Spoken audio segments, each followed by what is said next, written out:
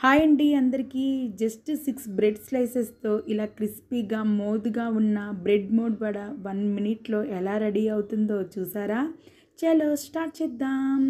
6 bread slices తీసుకొని sides cut చేసుకొని వాటర్‌లో ఇలా 1 సెకండ్స్ వరకు అలా పుల్ చేసి గట్టిగా పిండేసుకొని ఒక బౌల్‌లో పెట్టుకోవాలండి.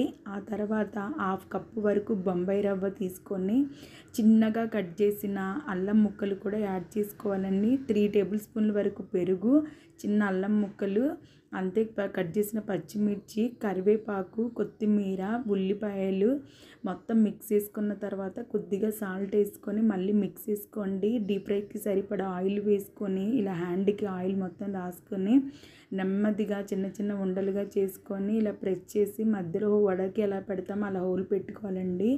ఎంతో టేస్టీగా క్రిస్పీగా ఉండే మనకి బ్రెడ్ మోడ్ వడ రెడీ అయిపోతుందండి. చాలా ఇష్టంగా తింటారు. వీడియో నచ్చితే లైక్ చేయండి.